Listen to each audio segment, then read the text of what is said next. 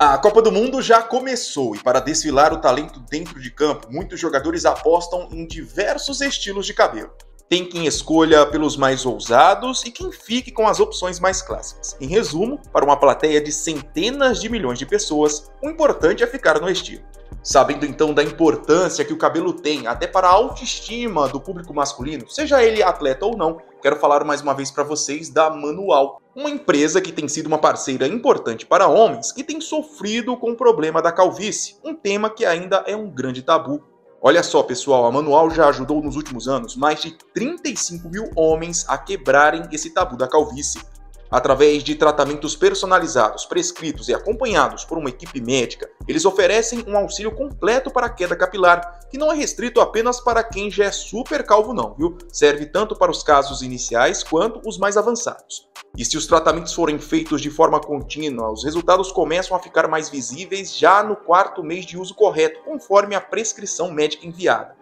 E sabe o que é o melhor? Tudo isso você faz sem precisar sair de casa. Todo o acompanhamento médico é feito pelo site da Manual e os produtos chegam na sua casa com frete grátis e com uma embalagem discreta, sem identificação. Olha, se você realmente quer dar uma solução para a sua calvície, precisa conhecer imediatamente a Manual. O site deles é esse que está aqui na sua tela, ou se preferir, tem também o Instagram, que é o @manual.com.br.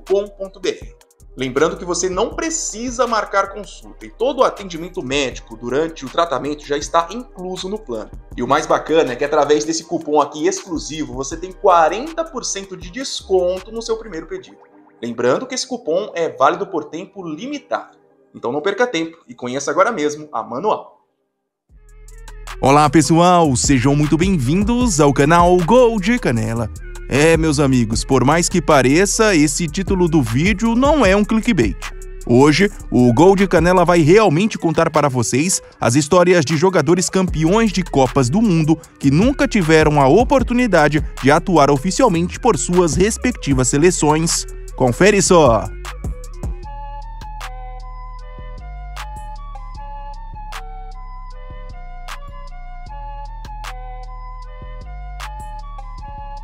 Pessoal, antes de começar, é importante destacar que nos primórdios do futebol, partidas internacionais eram bastante raras. Por isso, para a disputa de Copas do Mundo, era comum as seleções convocarem jogadores que ainda não haviam sido chamados. Então, é bom deixar claro que a maioria dos casos de campeões mundiais que nunca atuaram por seus países aconteceu nas primeiras edições de Copa. Quem abre o nosso vídeo é o atacante Juan Carlos Calvo. Na Copa do Mundo de 1930, a primeira da história, ele foi um dos 22 jogadores do elenco do Uruguai que terminou como campeão da competição.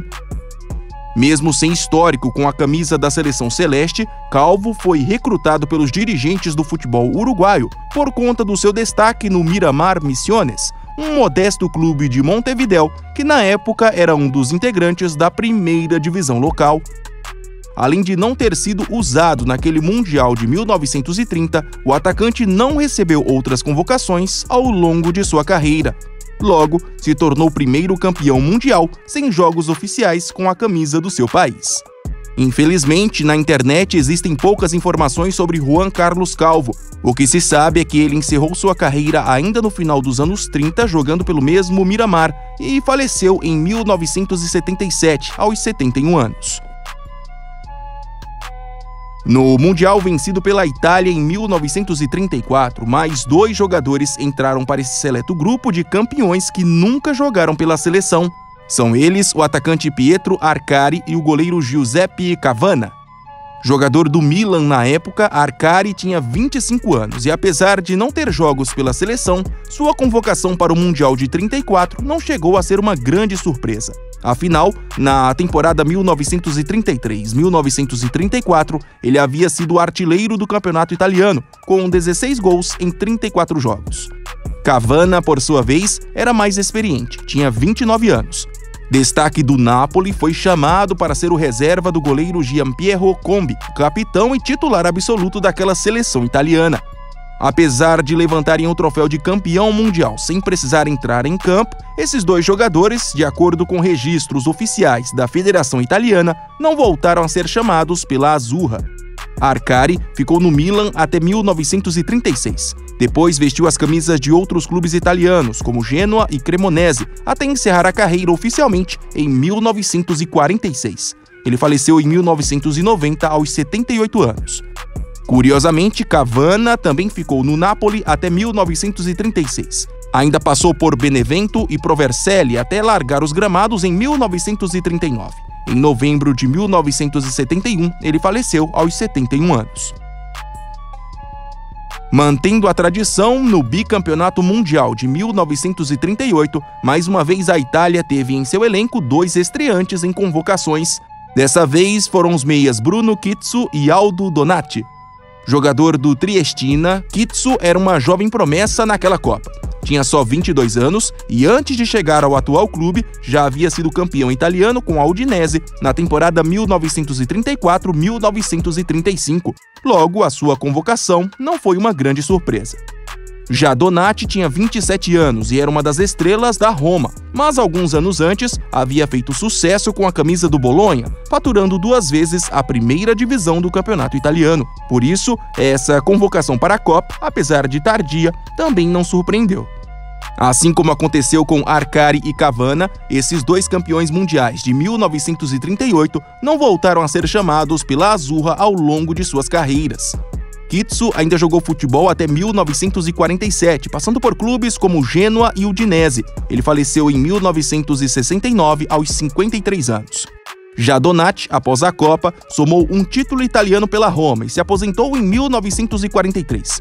Já 3 anos depois, com o fim da Segunda Guerra Mundial, voltou aos gramados e jogou mais uma temporada pela Inter de Milão. Em novembro de 1984, ele faleceu aos 74 anos. Até o histórico elenco do Uruguai, que tirou do Brasil a chance de ganhar a Copa do Mundo de 1950, contou com jogadores que nunca atuaram com a camisa da seleção celeste. Ao todo, dos 22 convocados pelo treinador Juan Lopes, os jovens Washington Ortuño e Luis Rijo são os responsáveis por tal façanha. Jogador do Peñarol na época, Ortuño era defensor e tinha só 22 anos quando foi recrutado para aquele Mundial de 1950.